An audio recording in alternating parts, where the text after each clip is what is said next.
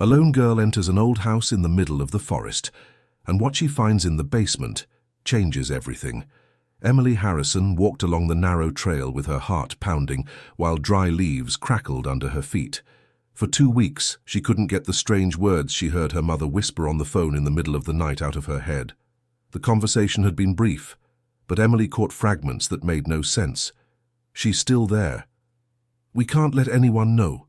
And if they find out, it will be the end of everything." When she questioned her mother, Jennifer, the next morning, the woman grew nervous and quickly changed the subject. "Mom, what were you talking about last night?" Emily had insisted, watching how her mother avoided her gaze. "It was nothing important, honey." "Work problems," Jennifer replied, but her voice trembled in a way Emily knew well. At 15, Emily had learned to read the signs when adults were lying to her. Growing up with only her mother, having never known her father, had made her an observant and suspicious young woman. Jennifer worked as a nurse at the health clinic in Green Valley, in upstate New York State, and had always been very open with her daughter about everything. This sudden secrecy was completely out of the ordinary.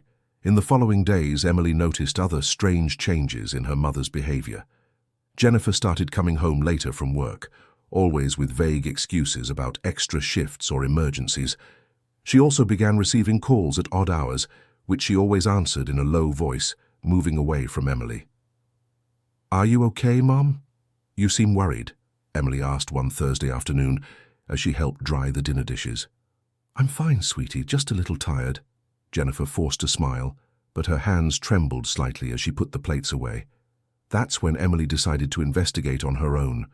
On Friday, she pretended to be sick to skip school and discreetly followed her mother's movements.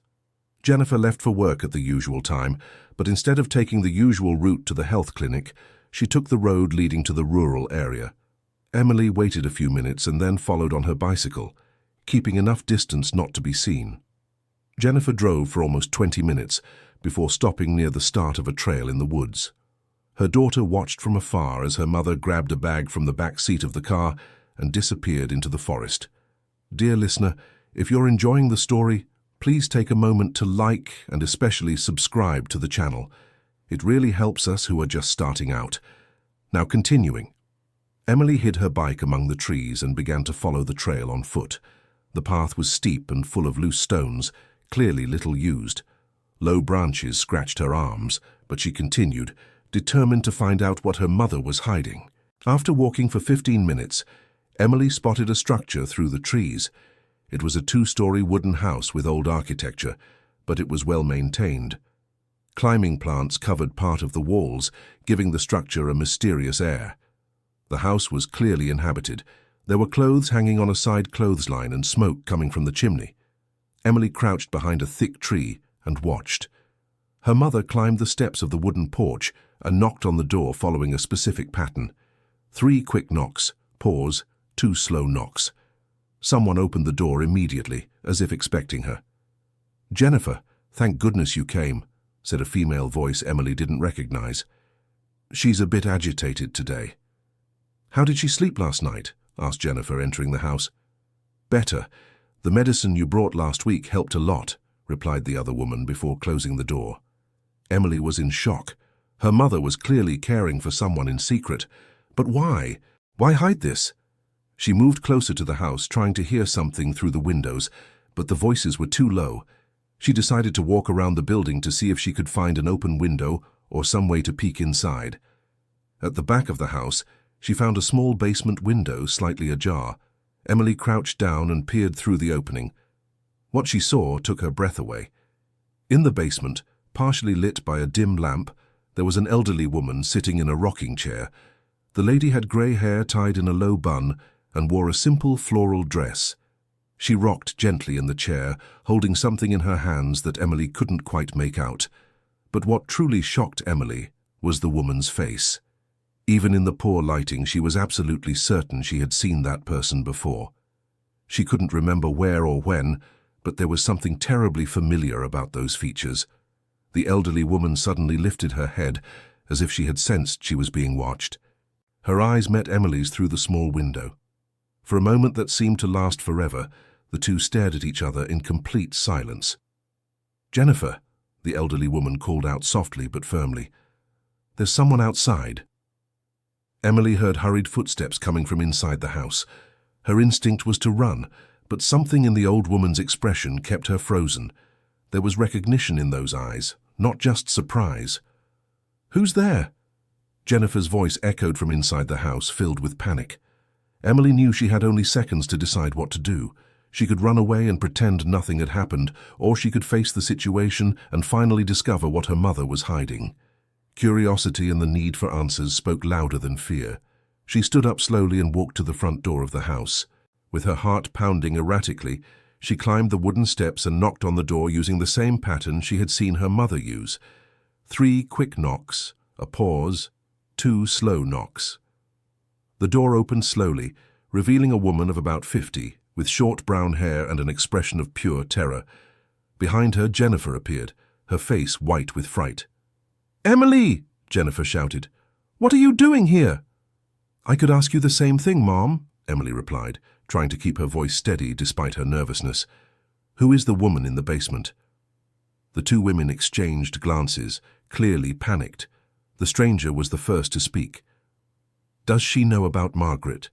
How is that possible?" "Margaret," Emily repeated the name, sensing there was something important about it she couldn't grasp. Jennifer sighed deeply and gestured for Emily to come in. "Come in, daughter. I think it's time you learned the truth." The inside of the house was cozy, furnished with old but well-kept pieces. Emily followed the 2 women into a small living room, where they sat on floral print armchairs. "Emily, this is Susan Miller," Jennifer said, pointing to the stranger. "She was a colleague of your grandmother's." "My grandmother?" Emily raised her eyebrows. "Mom, you always told me all my grandparents died before I was born." "I lied," Jennifer admitted, avoiding her daughter's gaze. "Your paternal grandmother is alive. It's her in the basement." Emily felt as if the world had stopped spinning.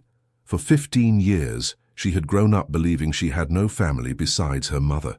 Now she discovers not only that she has a living grandmother, but that this grandmother was being kept hidden in a house in the woods. "Why?" was all Emily could ask, her voice coming out as a whisper. Susan leaned forward, her expression serious. "Because your grandmother Margaret is in danger, child. And now that you've discovered where she is, you might be too." "Danger from what? From whom?"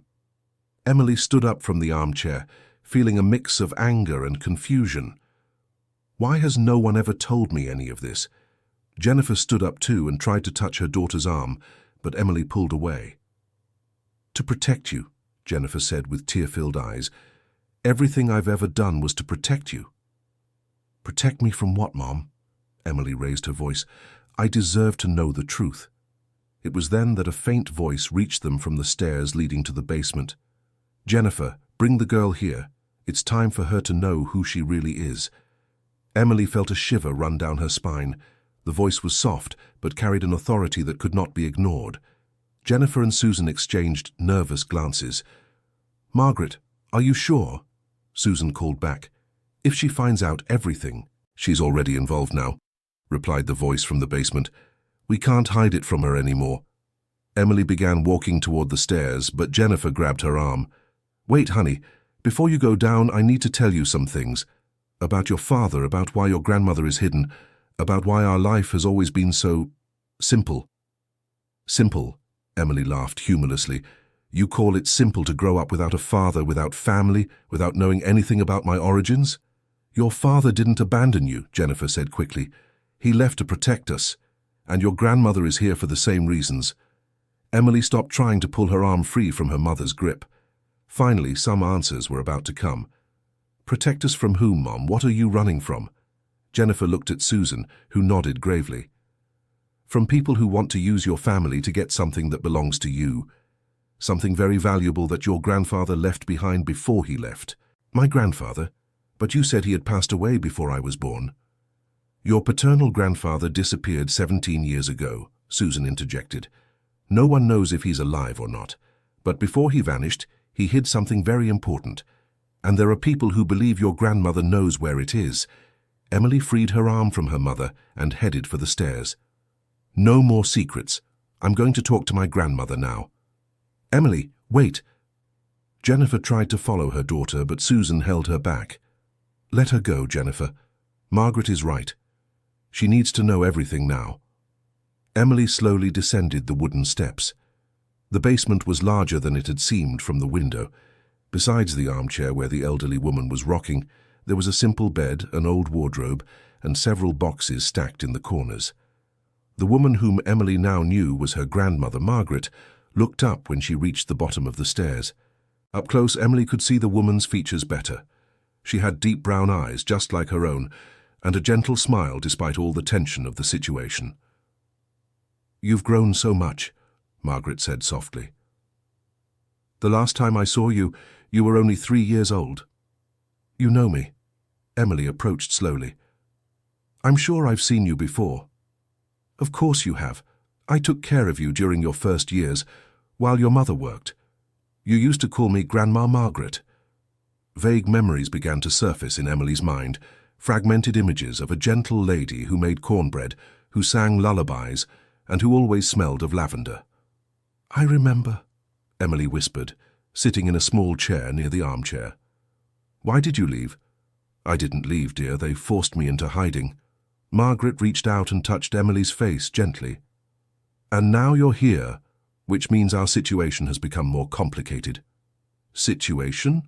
What situation?" "Everyone talks about mysteries, but no one explains anything properly."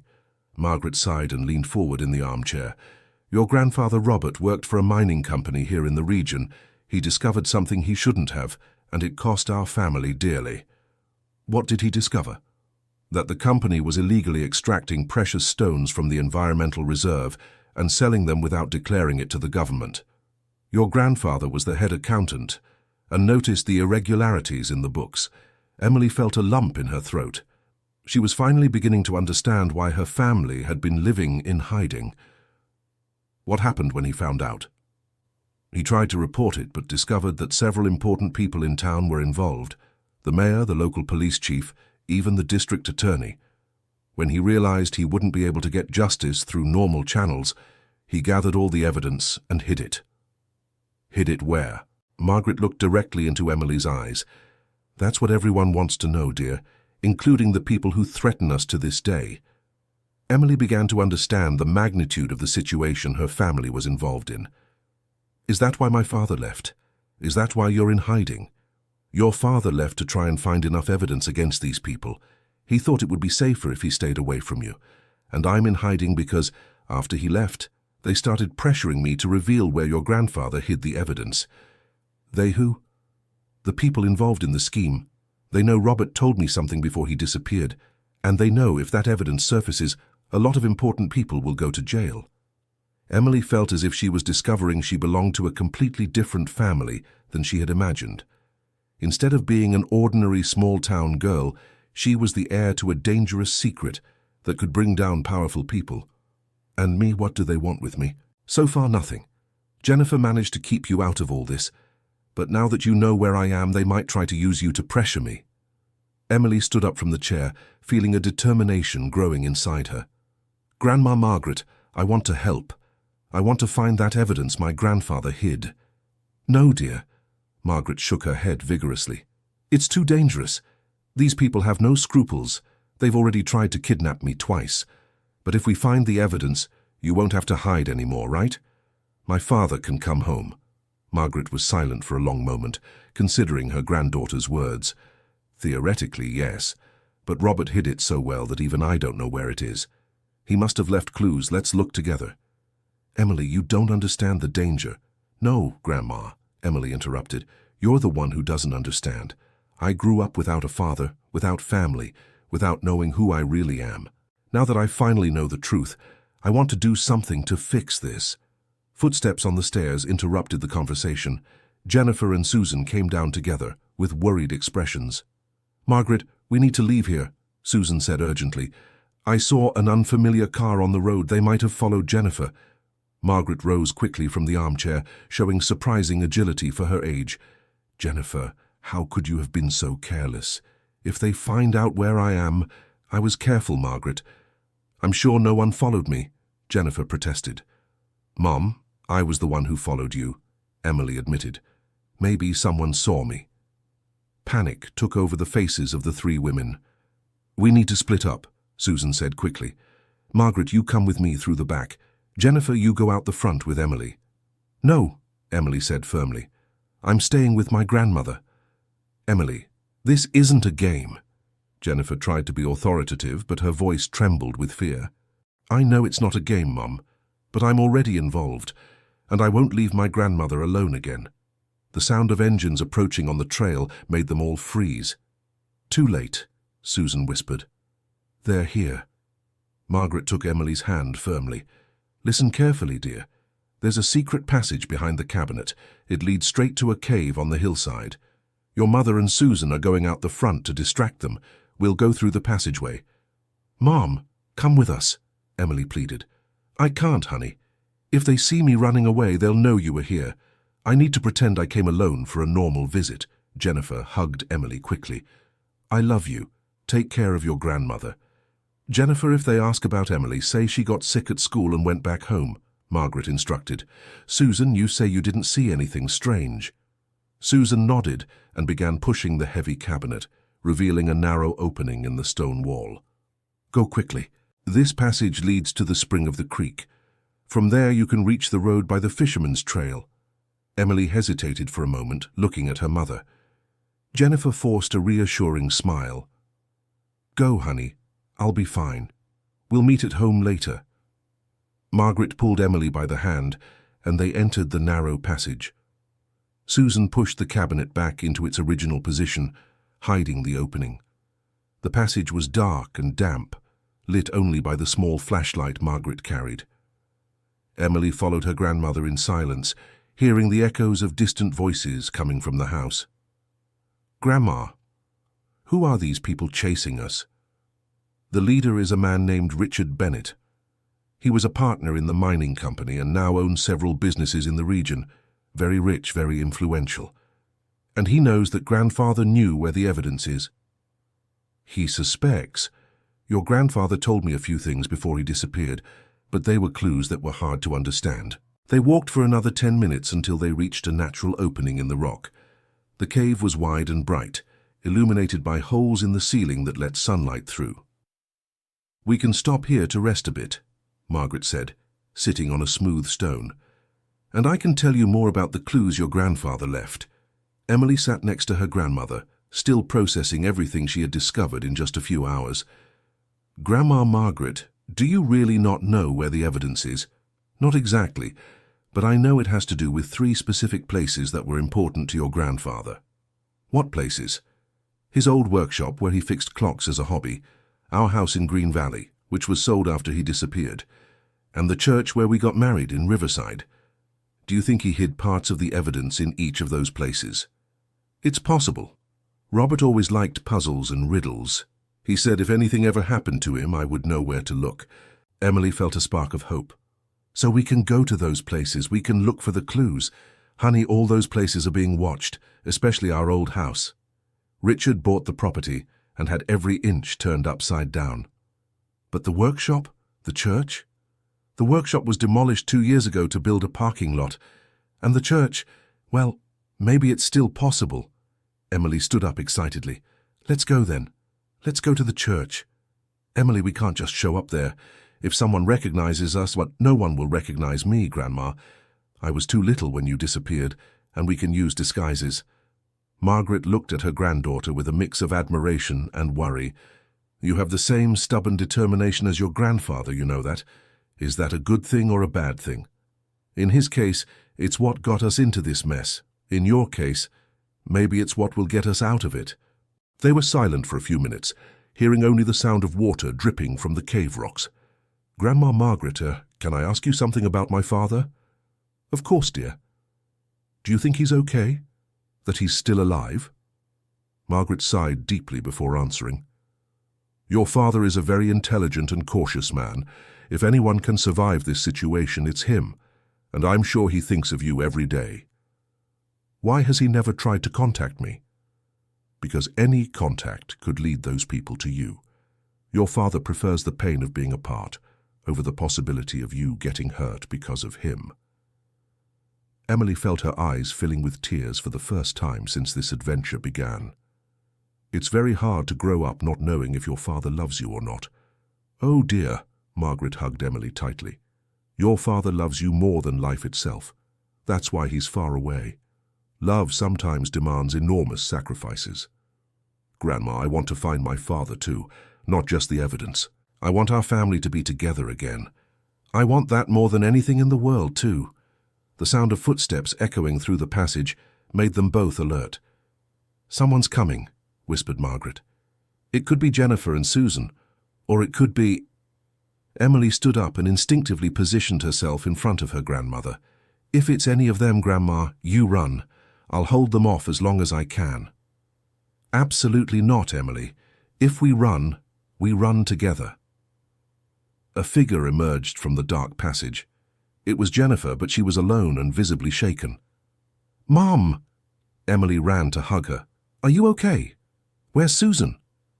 They took her, Jennifer said, her voice breaking. Richard was there with 3 men. They searched the whole house and asked a lot of questions. What did they want to know? Asked Margaret, her expression tense. About Emily. They knew she wasn't at school today. Someone saw when she followed me on her bike. Emily felt a wave of guilt. Mom, it's my fault. I shouldn't have... It's no one's fault, honey, Jennifer interrupted. It was only a matter of time before this happened. And Susan? What did they do with her? Richard said she'll be staying at his property until Margaret decides to cooperate. Margaret clenched her fists angrily. That bastard always uses innocent people to get what he wants. There's more, Jennifer continued. They said they know Emily is involved now, and that if we don't give them the information they want within 48 hours, they're going to make this very public. What does make it public mean? They'll fabricate some crime and make Emily appear as a suspect. With the contacts Richard has, he can do that easily. Emily felt as if the ground was disappearing beneath her feet. In a matter of hours, she had gone from a normal student to a wanted fugitive. Then we have no choice, she said determinedly. We need to find that evidence in the next 2 days. Emily, it's impossible, Margaret protested. Even if we knew exactly where to look. The church, Emily interrupted. You said my grandfather might have hidden something in the church where you got married. Let's start there. Sweetheart, even if we find something, it might just be a clue. The real evidence could be anywhere. But it's a start, and maybe the clue will lead us to the right place. Jennifer stepped closer to them. If you're going to do this, I'm coming with you. Jennifer, it's too dangerous, Margaret protested. More dangerous than leaving you 2 alone in a situation like this. Margaret, Emily is my daughter, and you are the only family she has besides me. I'm not abandoning you. Emily looked from her mother to her grandmother, feeling for the first time in her life what it was like to have a complete family, even in such a dangerous situation. It's decided then, she said. We're going to Riverside to look for clues at the church. How will we get there without being recognized? Asked Jennifer. I have an idea, Margaret said slowly, but you're not going to like it. Emily and Jennifer waited in silence. Do you remember Mary Jo, our neighbor for many years? The one who always dyed her hair different colors? Jennifer asked. Exactly. She was always good at changing people's appearance, and she owes me a few favors. Grandma, where does she live now? In the same house as always, downtown in Green Valley. But it's risky to go there. Richard is definitely watching all our acquaintances. Then we'll need a better plan to reach her without being seen, Emily said thoughtfully. Jennifer sat on a rock and began to reflect. What if we ask for help from someone Richard doesn't know? Who? My boss at the health clinic, Dr. Albert. He's new in town, came from New York State just 6 months ago.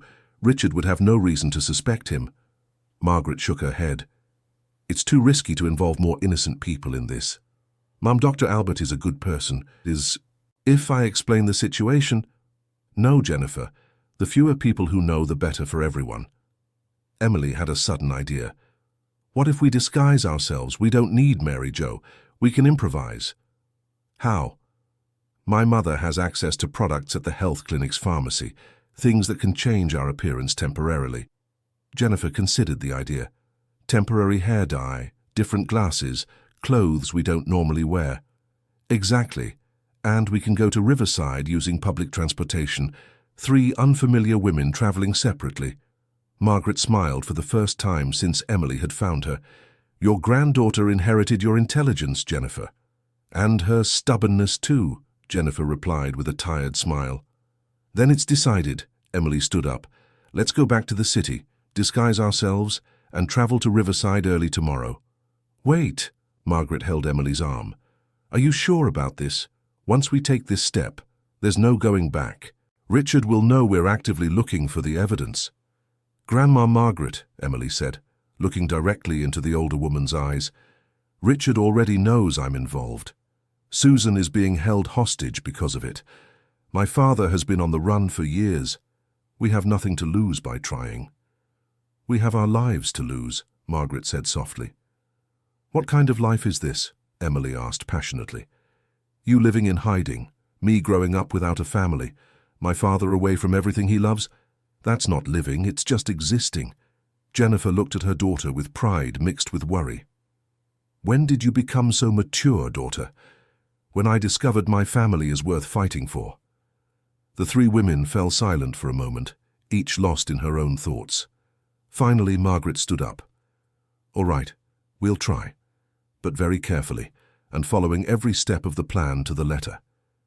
Agreed, said Emily. Now we need to figure out how to get out of this cave and back to the city without being seen. I know another way, Jennifer said. The fisherman's trail that Susan mentioned. It comes out on a back road far from the house. Perfect. And tomorrow we start our treasure hunt. Emily, Margaret called her seriously, this isn't a game or an adventure. The people we're dealing with are truly dangerous. I understand, Grandma. But I also understand that sometimes you need to be brave to get the important things. Margaret nodded slowly. Your grandfather would say the same thing. They began walking toward the other exit of the cave, each carrying a different weight on her shoulders. Jennifer carried the fear of not being able to protect her daughter. Margaret carried the guilt of having involved her granddaughter in a dangerous situation. And Emily carried the hope of finally reuniting her family. The path to the back road took almost an hour.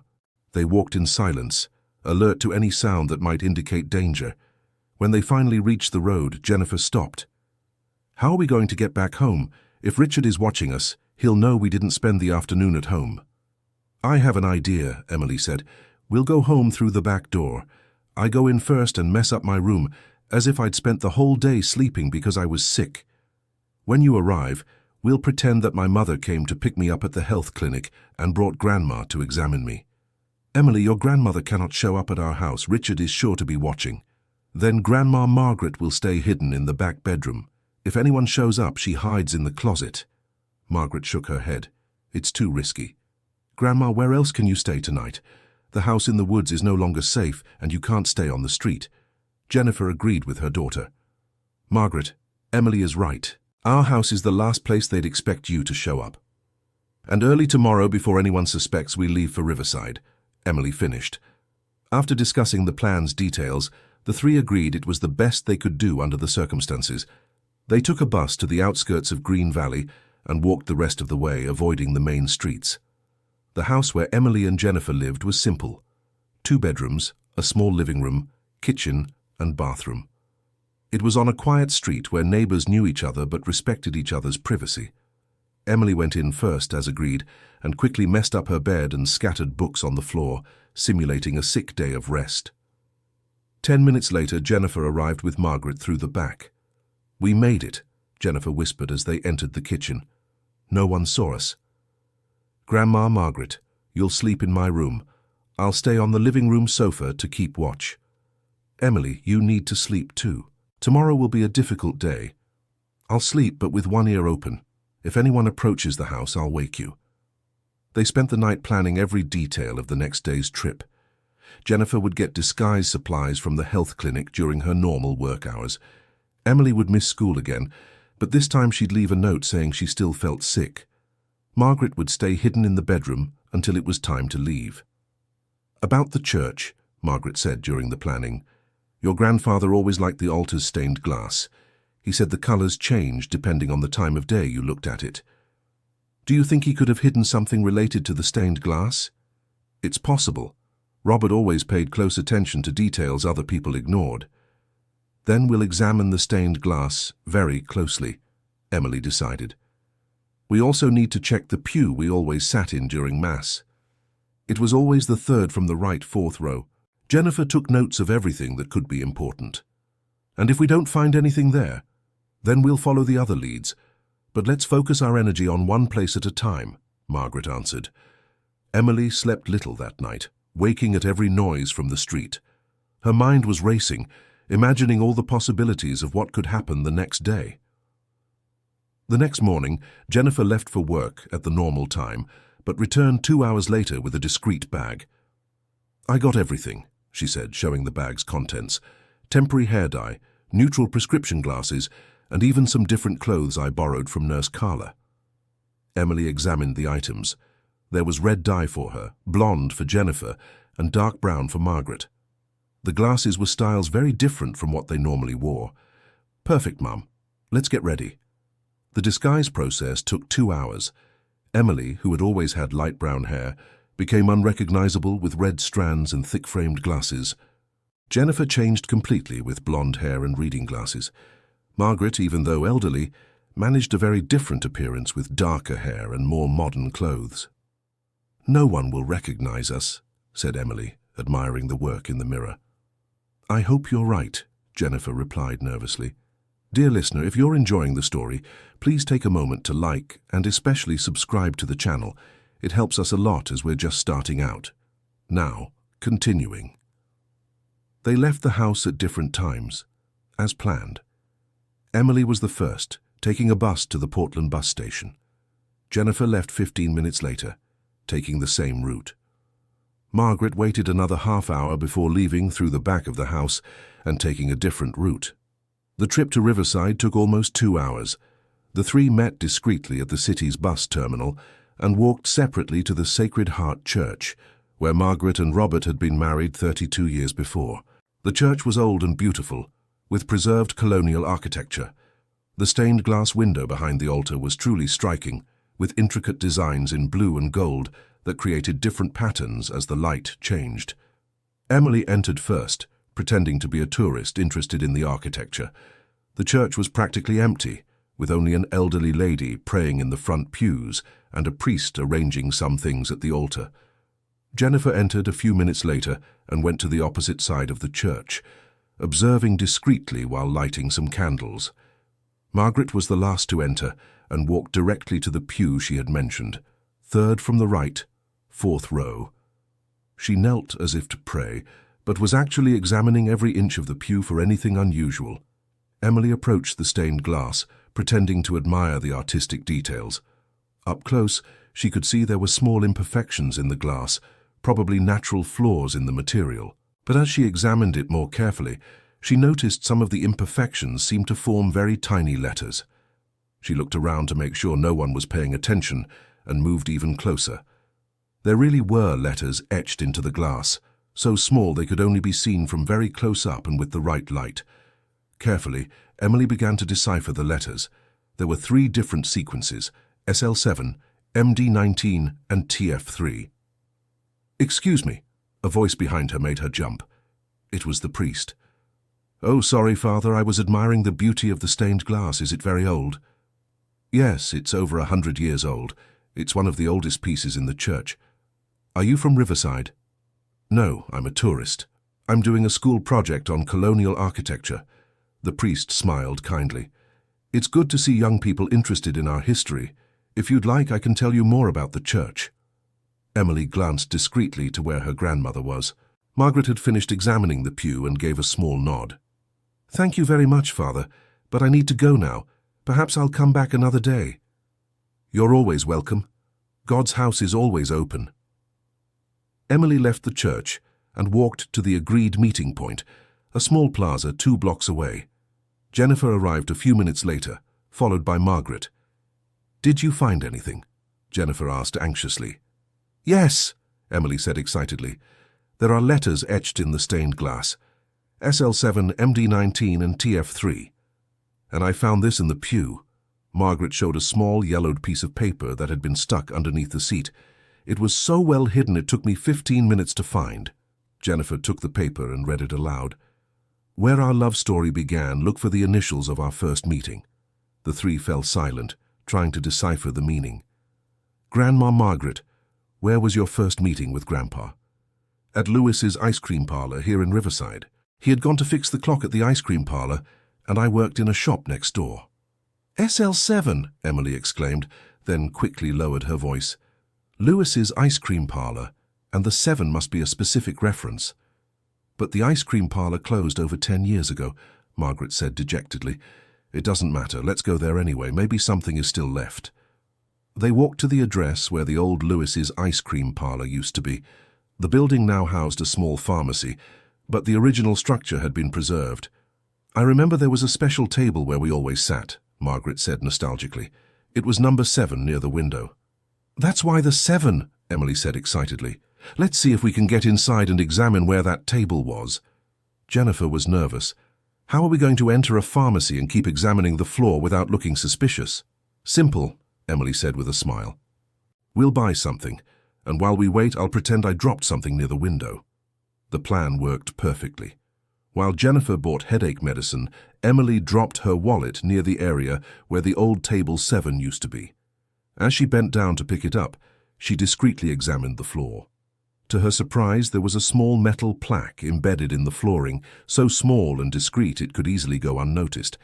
The plaque had the numbers 1954 engraved, the year Margaret and Robert got married.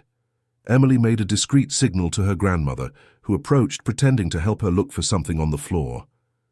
Grandma, there's a plaque here, whispered Emily. Margaret looked and her eyes lit up. Robert had this placed here on our first wedding anniversary. I thought the ice cream parlor had removed it when they renovated. What does it mean? We need to pull up the plaque. Your grandfather always said he kept his treasures under our steps. Emily looked around. The pharmacy owner was busy with Jennifer and wasn't paying attention to them.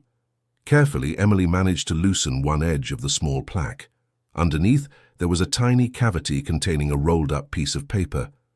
Got it, she whispered. They quickly left the pharmacy and went to the nearest square to read the paper in private. The message was short but meaningful. MD19, where our promises became eternal. TF3, where our love grew. MD19 must refer to the church altar, Margaret said thoughtfully. March 1954, the 19th, was when we got married. And TF3? I'm not sure. TF, Margaret reflected intensely. Grandma, what's special about the number 3 in your lives? 3 years of dating before marriage, 3 children we had. 3 children, Emily interrupted. My father has siblings. Jennifer and Margaret exchanged nervous glances. Emily, that's complicated, Jennifer said hesitantly. No, enough secrets, Emily said firmly. Do I have uncles, aunts? Why has no one ever told me this? Margaret sighed deeply. You have an aunt, my daughter, from my first marriage before I married Robert, and you have an uncle, your father's younger brother, but they are also hidden in other states. Emily felt as if she were discovering a new family every hour. Where are they? We don't know exactly. After Robert disappeared, each went to a different place to protect themselves. But could TF3 refer to them? Perhaps to Teresa Harrison, your aunt. She lived in a house marked with the number 3 on Flower Street. Let's go there then. Emily, the house was sold years ago, and Teresa doesn't live in Riverside anymore. It doesn't matter. Let's go there anyway. There might be some clue your grandfather left. The walk to Flower Street took 20 minutes. House number 3 was a simple, single-story building, now painted light blue instead of the yellow Margaret remembered. How are we going to examine a house where other people live? Jennifer asked. Emily observed the house for a few minutes. It was noon on a Thursday, and the street was practically deserted. There's a big tree in the backyard. Let's try to go around back to examine the grounds. Emily, that's trespassing, Jennifer protested. Mom, we're not going to steal anything. We're just going to look for something my grandfather might have hidden years ago. After making sure no one was nearby, the 3 women discreetly walked to the back of the property. There was indeed a large tree, a leafy mango tree that provided good cover. Grandma Margaret, did your grandfather leave any specific mark on this tree? Emily asked, examining the trunk. He liked to carve our initials in special places, RH plus MH. Emily carefully examined the tree trunk and found the initials carved about 2 meters up. "Here," she said, pointing. Margaret approached and tenderly touched the letters carved into the bark. "It's been so long. Grandma, do you think he hid something around here? Perhaps Robert always said our most important secrets should be kept in the heart of the places we loved." Emily looked around, trying to think where the heart of that place would be. The heart. Would it be right in the center of the yard?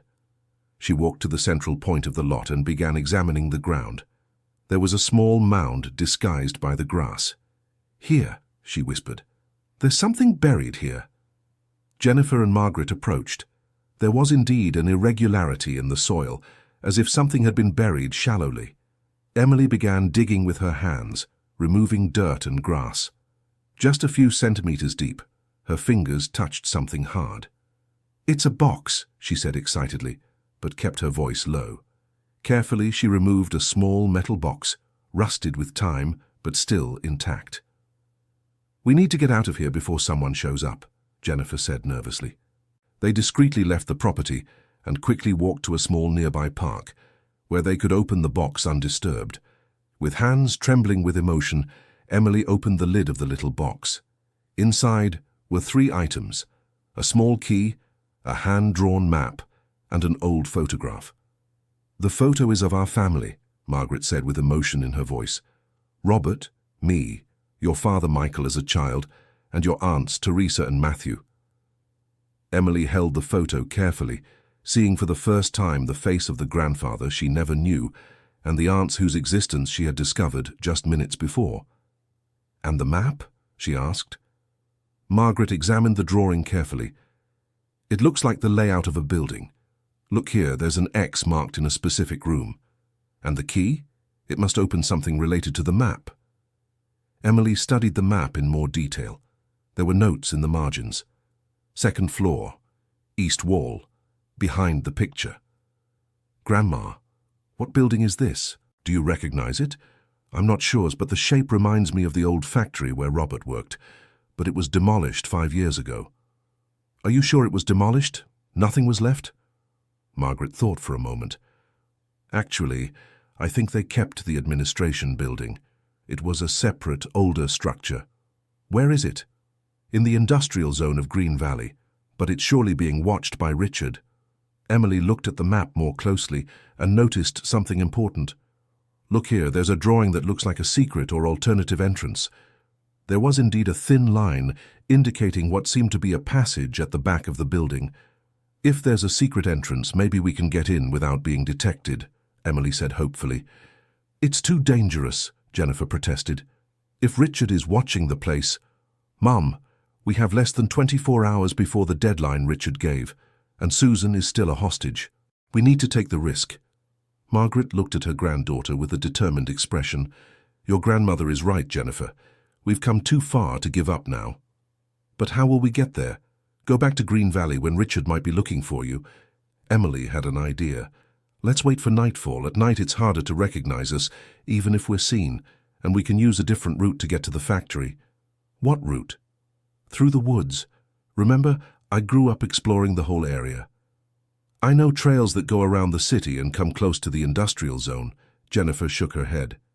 "Emily, you're talking about walking through the woods in the dark with your 68-year-old grandmother." "I can handle it, Jennifer," Margaret said firmly.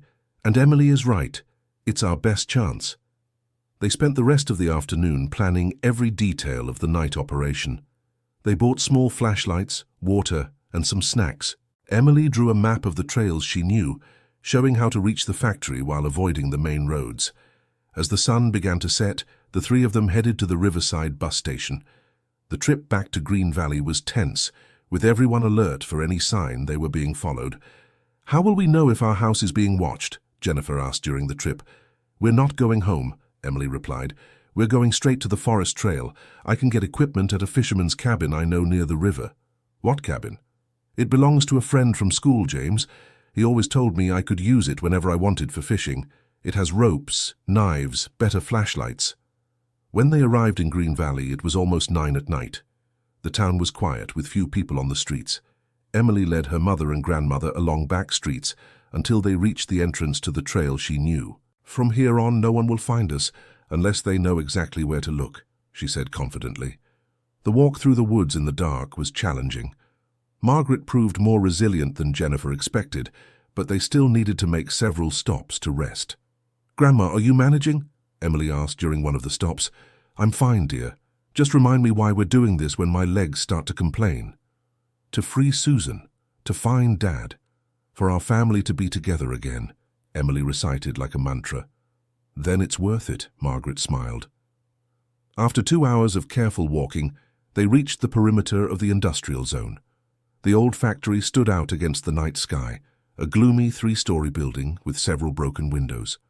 "How do we get in without being detected?" Jennifer asked, observing the building. Emily consulted the map drawn by her grandfather and pointed to the back of the structure. "According to Grandpa's drawing, there's an entrance at the back, probably a service door or a low window." They approached carefully, staying crouched and avoiding areas lit by the streetlights. The back of the building was indeed dark and seemingly abandoned. "There!" Emily pointed to a small wooden door, almost hidden behind some bushes. "That must be it." The door was locked, but the hinges were corroded by moisture. With some effort, Emily managed to force it open enough for them to pass through. "We're in," she whispered. The inside of the building was dark and smelled of mold. Emily turned on her flashlight and consulted the map again. "We need to get to the second floor, east wall." They found a wooden staircase that creaked with every step, but seemed safe. On the second floor, Emily guided the group toward what would be the east wall, according to the floor plan. "It must be this hallway," she said, illuminating a long corridor with several doors. "Does the map indicate a specific room?" Jennifer asked. Emily examined the drawing more carefully. "It seems to be the third door on the right." The door was ajar. They entered a room that had clearly been an office. There was still an old desk, a cabinet, and some dusty shelves. "Behind the photo," Emily read the notes on the map. "What photo?" Margaret illuminated the walls with her flashlight and stopped at one of them. "That one," she said, pointing. On the east wall was a dusty frame containing an old photo of the factory in its working days. Emily approached and carefully removed the frame from the wall. Behind her was a small cavity in the wall, and inside the cavity, a tiny safe embedded in the masonry. "The key," she said excitedly, pulling out the small key they had found buried in the backyard. With hands trembling from anxiety, Emily inserted the key into the lock of the microsafe. The key turned smoothly, and the small door opened with a soft click. Inside the safe was a sealed envelope and a very old small voice recorder. "Finally!" Jennifer said with relief. "Wait," Margaret said suddenly, her voice alarmed. "Do you hear that?" They fell silent and could clearly hear footsteps coming up the wooden stairs. "Someone's coming," whispered Emily, quickly stashing the envelope and the recorder in her backpack. "The window!" Jennifer pointed to a window on the other side of the room. They ran to the window, and Emily carefully opened it. There was a fire escape on the outside of the building. "You go first," Emily whispered to Jennifer and Margaret. "I'll cover our tracks in here." "Emily, there's no time," Jennifer protested. "Mom, go. I'll be right behind you." Jennifer helped Margaret out the window and down the first steps of the fire escape. Emily quickly replaced the frame on the wall and checked that she hadn't left any obvious clues of their presence. The footsteps were reaching the second floor when Emily finally climbed out the window. The three descended the external ladder as quietly as possible and ran for the cover of the nearby trees. "Who do you think that was?" Emily asked when they were at a safe distance. "Could have been security. Could have been someone from Richard," Margaret answered. "The important thing is, we got what we came for." "Now we need to get back somewhere safe to examine what we found," Jennifer said. Emily thought quickly. "James's cabin near the river. No one will look for us there, and we can play the recorder without being heard." The walk to the fishing cabin took another 40 minutes. Emily knew the place well, a simple wooden structure where local fishermen stored equipment and sometimes spent the night. The cabin was empty as expected. Emily lit up the interior with her flashlight. There were 2 old chairs, a small table, and some shelves with fishing gear. "Perfect," she said. Now let's see what my grandfather had to tell us. Emily placed the envelope and the recorder on the table. She decided to open the envelope first. Inside were several sheets of paper with small, careful handwriting. Emily began to read aloud. If you are reading this, it means you have discovered where I hid the evidence of the biggest corruption scheme this region has ever seen. My name is Robert Harrison, and I worked as an accountant for St. Benedict Mining for 12 years. Emily paused and looked at her grandmother. Grandma, do you want me to continue? Continue, dear. We need to know everything. I discovered the company was extracting precious stones from a protected environmental area using falsified documents. The value of the illegally extracted stones amounts to $15 million. Jennifer let out a low whistle. 15 million. That's why all this pursuit. Emily continued reading. Those involved in the scheme are Richard Bennett, majority partner, Regional Chief David Thompson, Mayor John Williams, District Attorney Anthony Carter, and Environmental Secretary Robert Anderson. My God, Margaret whispered. That's why your father couldn't report it through official channels. Everyone responsible for investigating was involved.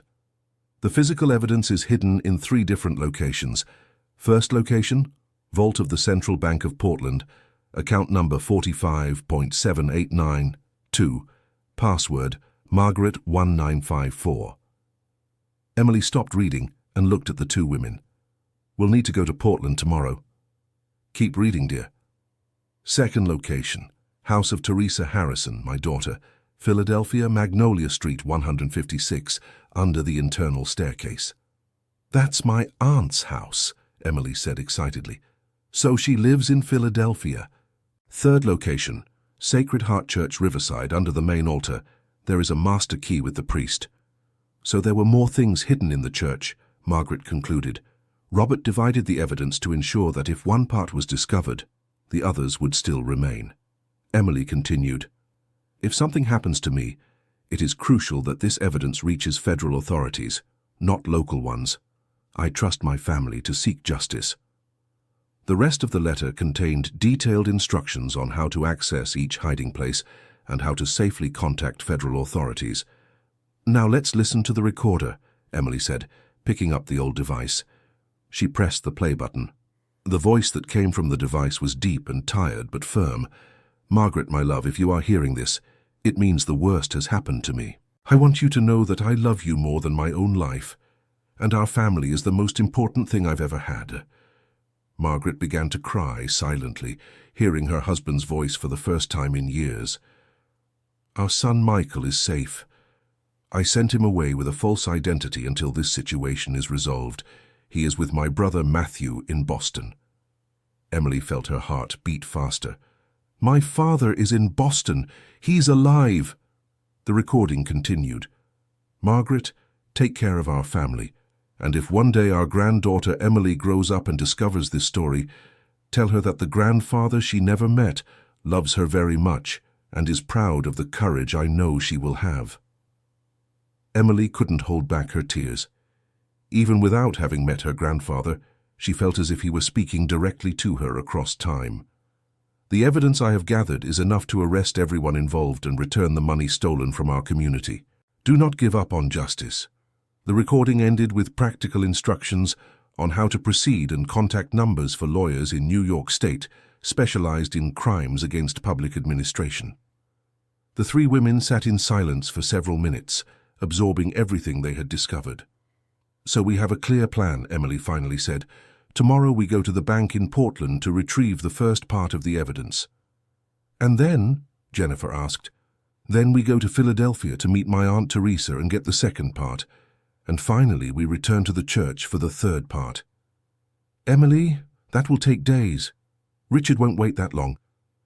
Then we'll have to work fast and be very careful. Margaret stood up from the chair. Girls, we need to inform the federal authorities about Susan. She has been held hostage for 2 days. We can make an anonymous tip, Emily suggested. Report the location where she is being held without identifying ourselves. It's risky, Jennifer said. If Richard finds out it was us, Mom, we can't leave Susan in his hands while we chase the evidence. What if he decides to harm her? Margaret agreed with her granddaughter. Emily is right. We'll make the anonymous tip about Susan today from a public phone. That will give Richard some trouble and maybe buy us more time. What if the local police are involved like my grandfather said? That's why we'll report it directly to the federal police. They are required to investigate a kidnapping case. Emily felt energized by the clarity of the plan. Perfect. So our schedule is: today, anonymous tip about Susan. Tomorrow morning, bank in Portland. Tomorrow afternoon, trip to Philadelphia. The day after tomorrow, return to Riverside and the church. That's very tight, Jennifer observed, but it's possible, and with each piece of evidence we recover, our position becomes stronger for negotiation. Margaret looked at the two with a proud expression. You know that once we start recovering this evidence, there's no going back. Richard will know we've discovered everything. Grandma Margaret, there's been no going back since the moment I entered that house in the forest. Our only option is to see this through to the end. Then let's see it through to the end, Margaret said determinedly. They left the cabin and walked to the center of Green Valley to find a public telephone. Emily called the federal police number she had noted from her grandfather's instructions. Hello? I want to report a kidnapping. A woman named Susan Miller is being held hostage on a rural property at the Fernando Maciel estate, on the dirt road at kilometer 23 of the highway connecting Green Valley to Mercy. She has been there for 2 days against her will. Emily hung up quickly before they could trace the call. Done, she said. Now, Susan has a chance to be freed. And we have about 12 hours before Richard finds out it was us, Jennifer calculated. Then we'd better leave Green Valley today, Margaret suggested. Where to? Portland. We'll spend the night there and go to the bank first thing tomorrow, Emily agreed. There are cheap hotels near the bus station. We can get separate rooms to avoid drawing attention. The trip to Portland took an hour. They managed to get rooms in a simple but clean hotel near the city center. Emily could barely sleep, thinking of all the possibilities of what they might find at the bank the next day. The next morning they met for breakfast, their disguises still in place. Did you see the news? Jennifer asked, showing a local newspaper. The front page featured a story about a federal police operation on a rural property in Green Valley to free a kidnapped woman. Susan was found, Emily said with relief. Margaret read the article quickly. It says here she's fine and gave a statement about the threats she'd been receiving. It also says the farm owner wasn't found. Richard fled, Jennifer concluded. Is that good or bad for us? Both good and bad, Emily analyzed. Good because he can't pursue us so openly. Bad because now he knows we're actively working against him. One more reason to work fast, Margaret said. Let's go to the bank. The Central Bank of Portland was a large, busy branch. Emily was nervous. She had never accessed a bank vault before. Margaret approached the reception desk with a confidence that surprised Emily and Jennifer. Good morning. I need to access vault for account 45.7892. Do you have the necessary documentation? Asked the clerk. Of course.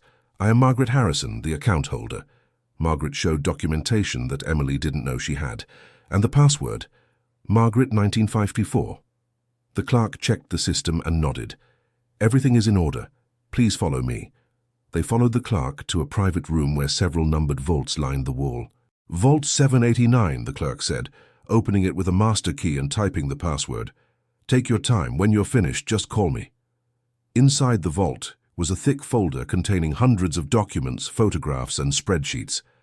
My God, Jennifer whispered, your grandfather documented everything. Emily quickly leafed through the material. There were fake contracts, photographs of illegal extractions, spreadsheets showing money laundering, and even CDs with recordings. This is enough to bring down the entire municipal government, she said, impressed. And it's only the first third of the evidence, Margaret reminded her. They copied everything possible and placed the originals back in the vault. Grandma, why leave the originals here? To ensure that if something happens to us, the evidence still exists, but now we have enough copies to start the process. They left the bank and went straight to the bus station. The trip to Philadelphia would take 4 hours. Are you ready to meet your aunt? Margaret asked Emily during the trip, nervous and excited at the same time. What is she like? Teresa has always been very much like you, determined, brave, and a little stubborn. Then I'll like her. Emily smiled. When they arrived in Philadelphia, it was already mid-afternoon. Magnolia Street was in a quiet residential neighborhood. House number 156 was a two-story building with a well-kept garden. Emily rang the doorbell with her heart racing. A woman of about 40 opened the door. She had curly brown hair and green eyes, and there was an undeniable resemblance to Margaret. "Can I help you?" she asked politely.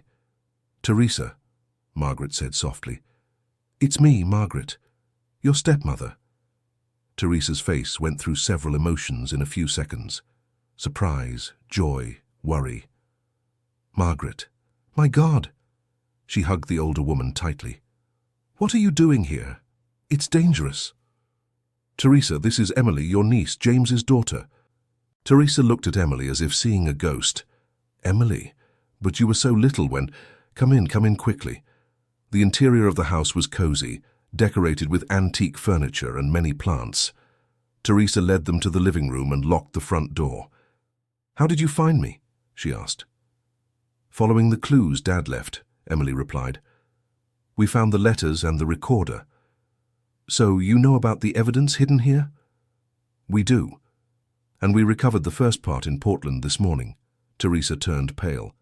"You went to the bank? Margaret, that means Richard will know you've discovered everything." "We already know that," Margaret said calmly. "That's why we need to work fast."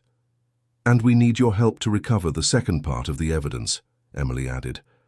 Teresa stood up and walked to the window, checking if anyone was watching the house. "The internal staircase. Yes, Dad told me years ago where it was hidden.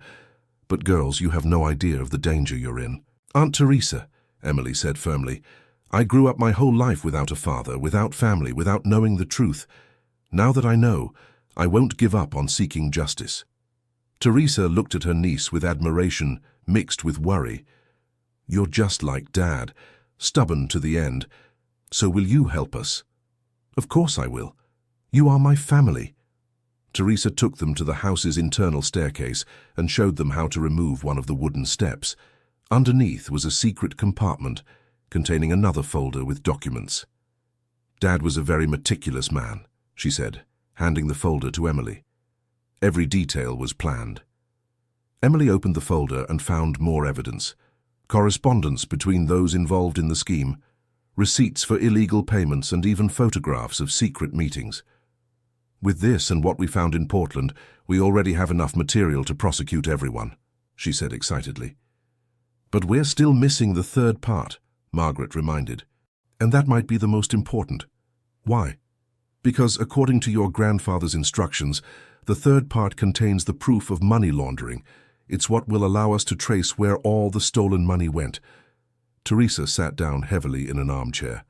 "Girls, I have a confession to make. I know where James is." Emily jumped from her chair. "My father? Where?" "He's here in Philadelphia. Lives 2 blocks from here under a false identity. I see him every week." Jennifer and Margaret looked at each other in shock. "Teresa, why did you never tell us?" Margaret asked. "Because James made me promise I would only tell if you discovered the evidence on your own. He said it was the only way to be sure it was safe." Emily felt a mix of indescribable emotions. "Can I see him? Can I meet my father?" "Of course you can. He's been waiting for this day for 15 years. "Waiting? He knew I would come looking?" "Michael always said that his daughter would be brave enough to discover the truth when she grew up, and that when that happened, he would know it was time to come home." Emily couldn't stop crying. After a lifetime wondering about her father, she was finally going to meet him. "Can we go there now?" she asked eagerly. "Let's call first," Teresa said. "Even after so many years, we still take security precautions." Teresa dialed a number and spoke softly on the phone. "Michael, it's me. They are here. Your daughter and your mother. They found the evidence." "Yes, all 3 parts. Of course, I'll bring them there now." Dear listener, if you're enjoying the story, please take a moment to like and especially subscribe to the channel. It helps us a lot as we're just starting out. Now continuing. Emily trembled with nerves during the 2-block walk to the house where her father lived. It was a simple yellow house with a small watch repair workshop in the front. "He works fixing watches like Grandpa used to," Teresa explained. "Kept the family hobby." Teresa knocked on the door following a specific pattern. 2 knocks, pause, 3 knocks. The door opened and Emily found herself facing a man of about 45, with greying hair and brown eyes, just like hers. He looked at her for a moment that seemed eternal, and then smiled with eyes full of tears. "Emily," he said with an emotional voice. "My daughter." "Dad," was all Emily could whisper. Michael opened his arms, and Emily threw herself into them, crying as she hadn't cried since she was a child. 15 years of longing for something she had never known dissolved in that hug. "You've grown so much," Michael said, stepping back a little to look at her better. "You're even more beautiful than I imagined." "Why did you leave?" Emily asked, holding her father's hands tightly. "To protect you and your mother. I knew that if I stayed, they would use you to pressure me. But why did you never try to contact us? Because any contact could lead Richard to you, and because I knew that one day you would be brave enough to discover the truth on your own." Jennifer approached and Michael hugged her too. "Jennifer, thank you for taking such good care of our daughter." "She practically raised herself," Jennifer replied. "She's a special girl." Just like her mother, Margaret was the last to be hugged by her son. "Mom, I'm so sorry for everything you went through because of my family." "Michael, you are my family, and now we are all together again." Michael invited them inside. The house was simple but cozy, with various clock parts scattered on the work table. "Dad," Emily said, still processing the emotion of the reunion, "we found the evidence Grandpa hid." "All 3 parts?" "2. We still need the one from the church in Riverside." Michael sat down heavily in a chair. "Emily, you have no idea of the risk you took to get here." "I know, Dad, but I also know it was the only way to get our family back." "And it worked," he said, smiling. "Because here we are." "Michael," Margaret interjected, "the situation has gotten complicated. Richard found out we are actively looking for the evidence. Susan was kidnapped, but has already been released by the federal police." "Then our time is limited," Michael concluded. "We need to recover the last piece of evidence and hand everything over to the competent authorities before Richard tries any retaliation." "Exactly," Emily said. "Can we do it together now?" Michael looked at his daughter, then at Jennifer and Margaret. 15 years away from my family. I think that's been long enough, don't you?" Emily felt her heart fill with joy.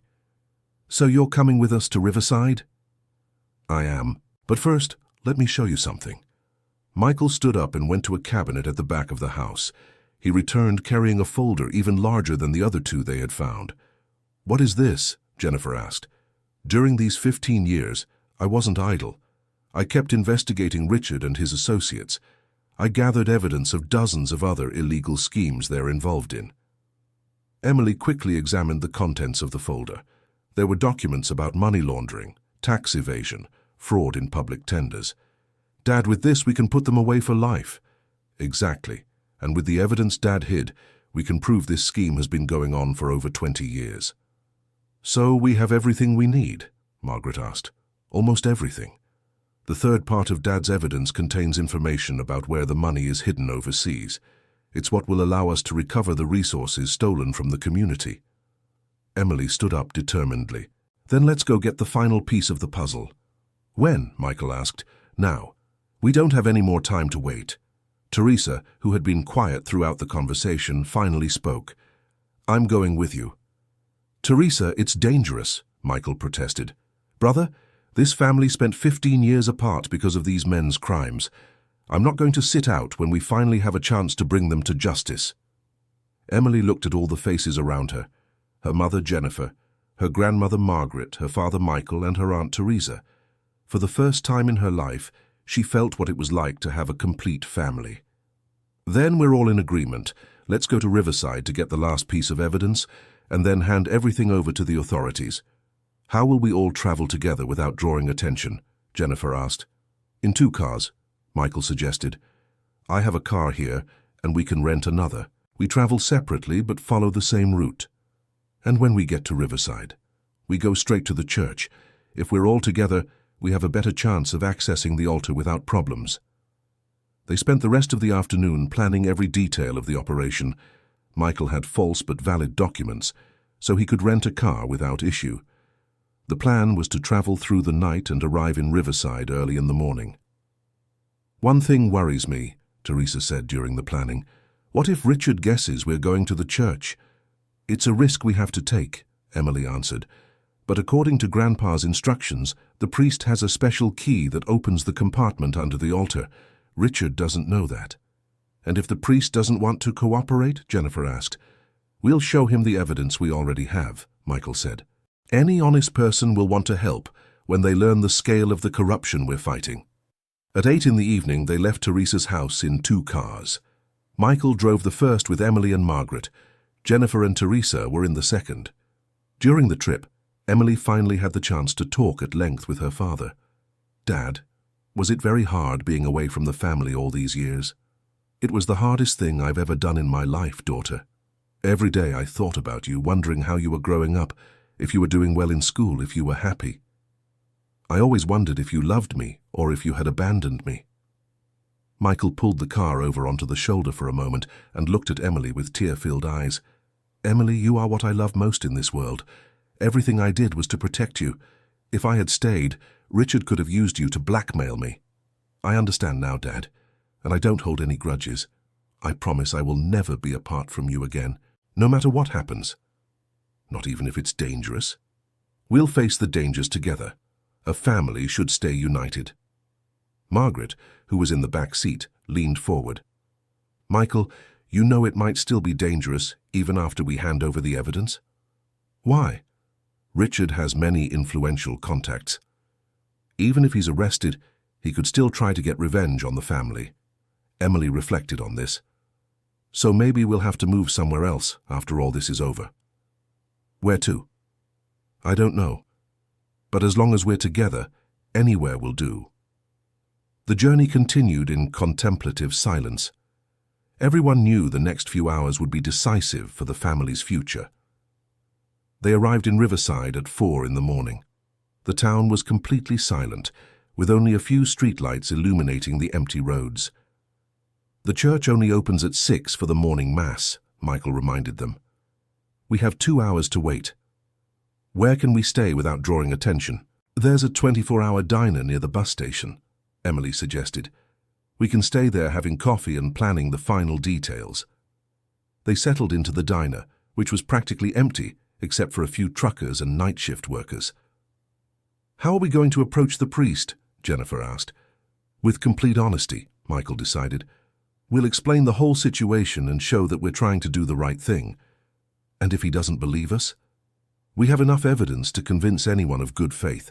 At 5:45, they walked to the Sacred Heart Church. A few people were arriving for the 6 o'clock Mass, mostly elderly ladies. Michael approached the priest, who was preparing for the ceremony. "Father, could we speak with you in private for a moment? It's about something very important." The priest, a man of about 60 with a grey beard, looked at the group with curiosity. "Of course, my son. Let's go to the sacristy." In the sacristy, Michael briefly explained the entire situation. He showed some of the documents proving the corruption scheme and explained that they needed to access something hidden beneath the altar.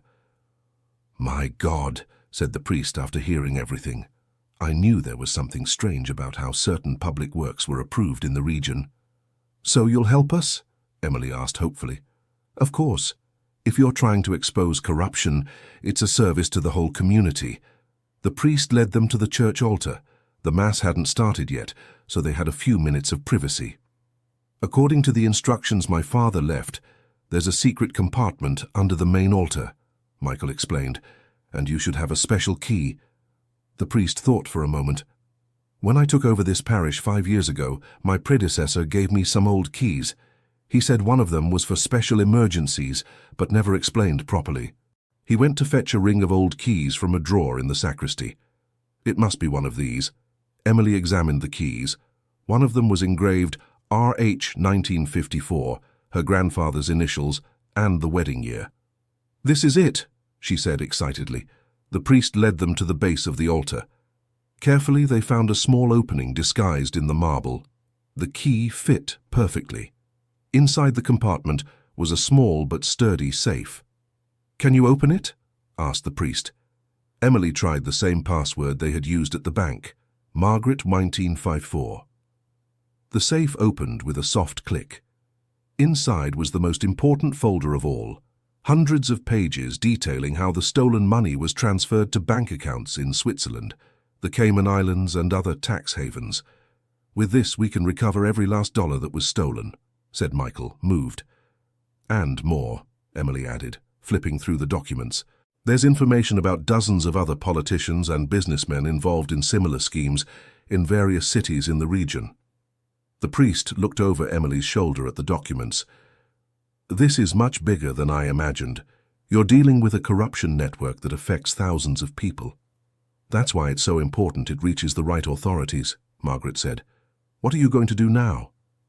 "Hand everything over to the federal police and the federal prosecutor's office in New York State," Michael answered, "with copies to major newspapers to ensure it's properly investigated." At that moment, they heard the sound of several cars arriving in front of the church. The priest looked out the window and turned pale. "There are many black cars. They look official." Emily ran to the window and saw men in suits getting out of several vehicles. "They've found us," she said, her heart racing. "Is there any way out the back?" Michael urgently asked the priest. "Yes, but it leads to the cemetery. After that, it's open field." "Father," Margaret said quickly, "if they ask about us, you never saw us, okay?" "Of course. Go quickly through the back exit." They ran through the sacristy to a door that opened to the cemetery. Emily carried the 3 folders with all the evidence. "Where to now?" Jennifer asked, breathless. "To the woods," Michael decided. "It's our best chance to escape." They ran between the cemetery graves until they reached a low fence that opened to a field. They managed to jump the fence and ran toward a wooded area. "Are they following us?" Emily asked, looking back. "I don't see anyone yet," Teresa replied. "But we shouldn't stop." They ran for another 10 minutes until they reached a denser woods where they could hide. "We need a plan," Michael said, when they finally stopped to catch their breath. "We can't keep running forever." "Dad, the important thing is we have all the evidence. Now we need to find a safe way to deliver it to the authorities." Emily had an idea. "We could split the evidence again. If we separate, they can't get everything at once." "It's risky to separate," Jennifer protested. "Mom, it's riskier to stay all together. If they catch us, we lose everything." Michael agreed. "Emily is right. We'll split into 2 groups. Each will go in a different direction and try to deliver the evidence." "How do we split?" "I'll go with Emily and Margaret to New York State to deliver the evidence to the federal police. Jennifer and Teresa will go to Seattle and look for the prosecutor's office." "What if one of the groups is captured?" Margaret asked. "The other continues the mission. We can't let Richard stop justice from being done." They divided the documents into 2 equal parts. Each group kept enough evidence to prove the entire scheme. "We'll meet at Teresa's house in Philadelphia in 3 days," Michael said. "If someone doesn't show up, the other group knows there were problems." "Dad," Emily said, hugging him tightly, "be careful. You too, daughter. And remember, you are the bravest person I know." Jennifer hugged Emily and Michael. "Take care of yourselves and get justice for all of us." The 2 groups separated in the woods.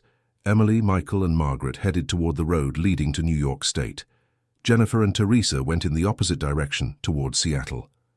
The walk through the woods was difficult, but after an hour they managed to reach a secondary road where they could catch a bus to New York State.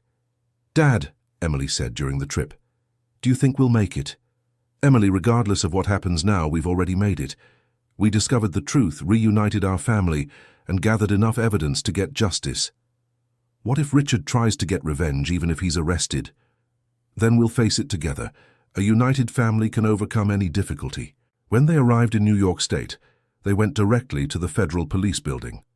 Michael asked to speak with the chief in charge of crimes against public administration. "I have evidence of a corruption scheme involving several municipal and regional authorities," he said. The chief, Dr. Robert Stevens, received them in a private room. When Michael began showing the documents, the officer was impressed. "This is very serious. How many people are involved?" "The mayor, the regional chief, the district attorney, the environmental secretary, and several businessmen, Emily answered. And do you have evidence of all this? We have fake contracts, recordings, photographs, detailed spreadsheets and information about bank accounts abroad, Michael showed. The chief examined some documents more carefully. I'll need you to give formal statements and be available for possible confrontations. Of course, Doctor, but we request police protection. The leader of the scheme has already tried to intimidate us several times. No problem. With evidence of this magnitude, you'll have full protection. Emily felt relieved. After so many days on the run and in danger, they were finally safe, and the evidence was in the right hands. Dr. Robert, Michael asked, how long does an investigation like this take? With the evidence you brought, I can have arrest warrants ready in 48 hours, and the entire process shouldn't take more than 6 months. And the recovery of the stolen money? That will depend on international cooperation, but with the information you have about the overseas accounts, we have a good chance of recovering a significant portion. They spent the rest of the day giving detailed statements. Emily told her whole journey, from the moment she discovered her mother was hiding something to the reunion with her father. You're 15 years old? Asked the chief, impressed. 16 now. My birthday was yesterday, but I forgot with so much going on, Emily answered, smiling. You are a very brave young woman. Many adults wouldn't have the determination you showed. At the end of the day, they received police protection and were taken to a secure hotel in New York State. Dad, Emily said as they dined in the hotel restaurant, what are we going to do after all this is over? What would you like to do? I want our whole family to live together. It doesn't matter where. I want that too. Maybe we can buy a house in some small town far from all this mess. And Grandma Margaret? Of course she'll live with us. And Teresa too if she wants. Margaret smiled.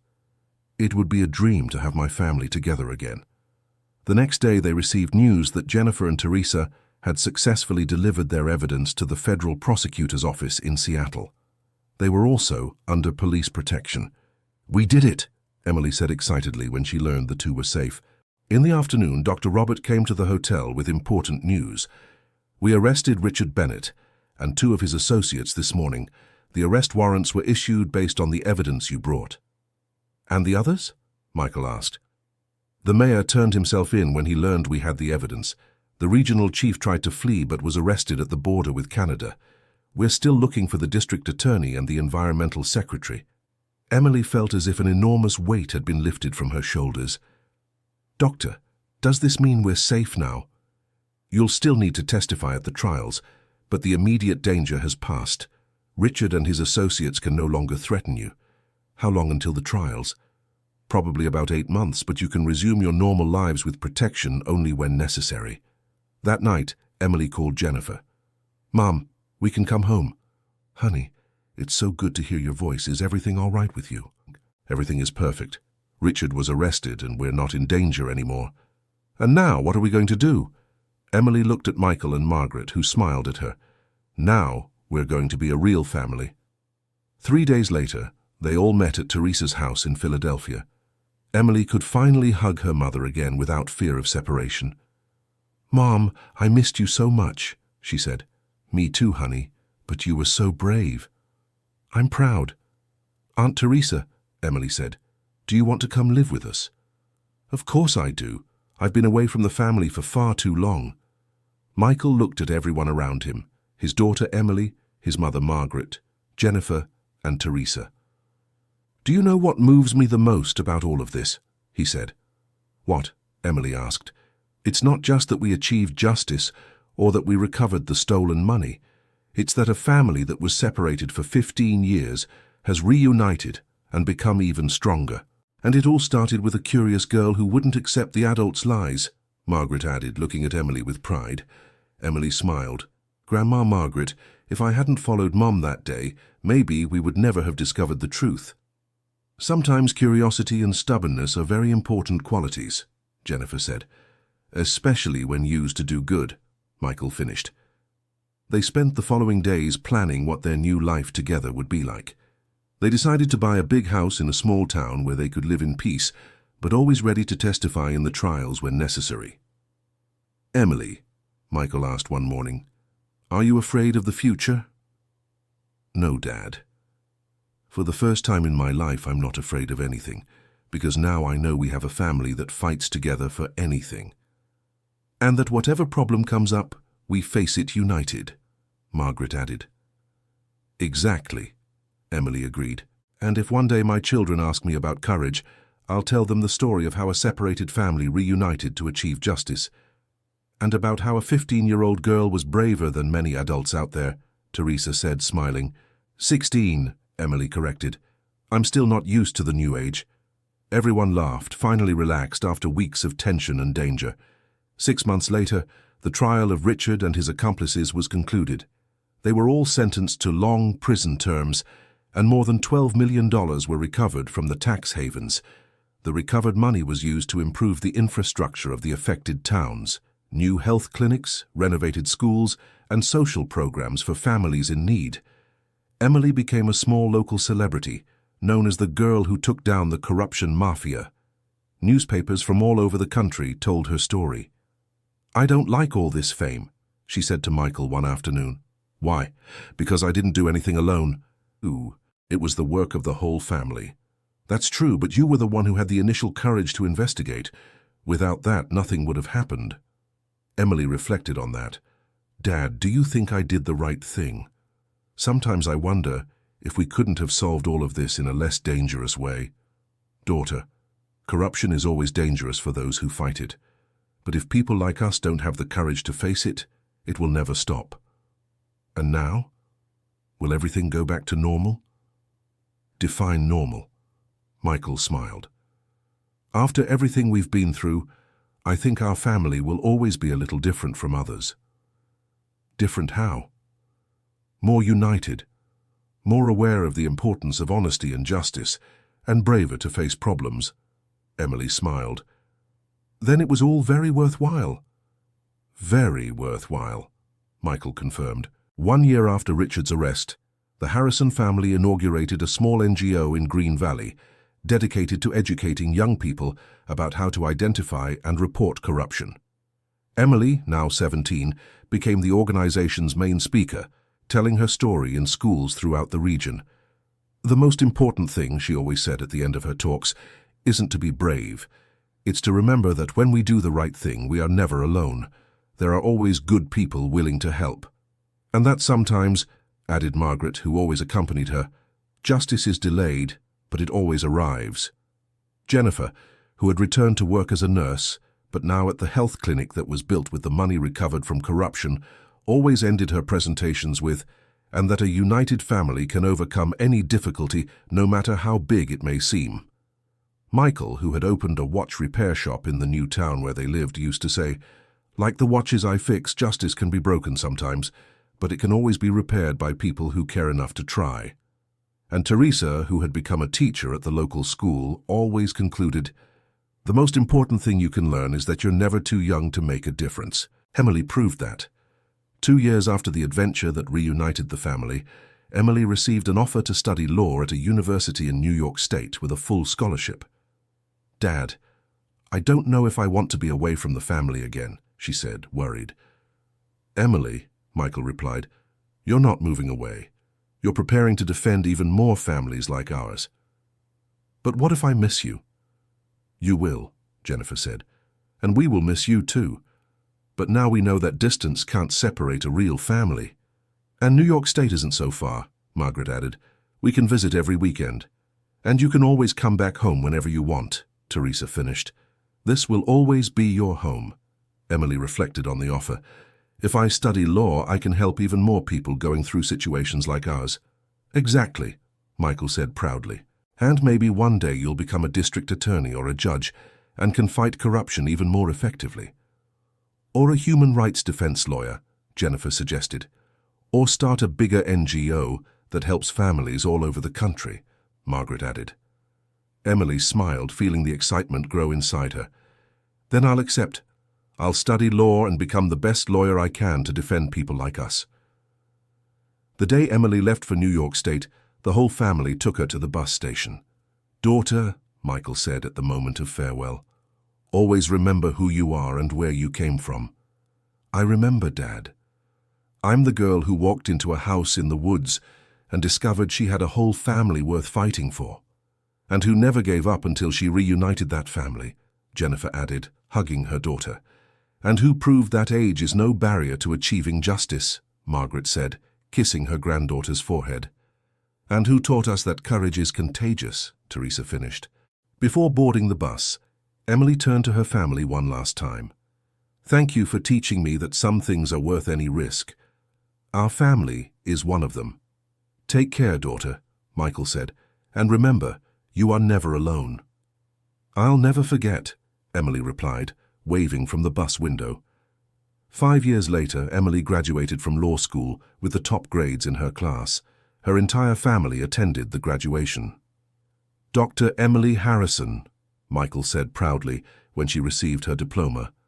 It still sounds strange, Emily laughed, but I like the sound of it. And what will be your first case as a lawyer? Jennifer asked. Emily smiled mysteriously. I already have a client, a family that is being threatened for reporting irregularities at a construction company. Like our case? Margaret asked. Very similar, but now they have a lawyer who knows exactly what they're going through, and who will fight for them like she fought for her own family, Teresa added. Exactly, Emily confirmed, because I learned that justice isn't just about laws and courts. It's about brave people who refuse to accept what's wrong. That night, during the graduation party, Michael made a toast. To Emily, who taught us that a united family can bring down even the most powerful schemes. To Emily, Jennifer raised her glass, who proved that curiosity and determination can change the world. To my granddaughter, Margaret toasted, who turned our greatest pain into our greatest victory. To my niece, Teresa added, who showed that real heroes don't wear capes, they wear courage. Emily looked at everyone around her, feeling her heart overflow with gratitude.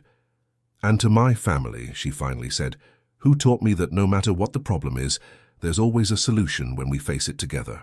Years later, when Emily was already a respected lawyer and had her own children, she would always tell them the story of how a curious girl entered a house in the forest and discovered she had an entire family waiting for her.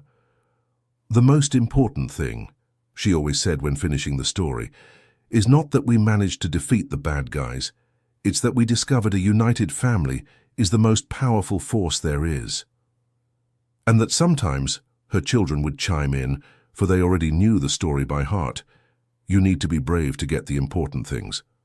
Exactly, Emily would smile. And that when we do the right thing, we are never alone. The house in the forest where it all began was still standing, but now it was used as an environmental education center by the city. Emily liked to take her children there occasionally and tell them how that place had changed their lives. Mommy, her youngest daughter asked during one of these visits, were you scared when you first went in here?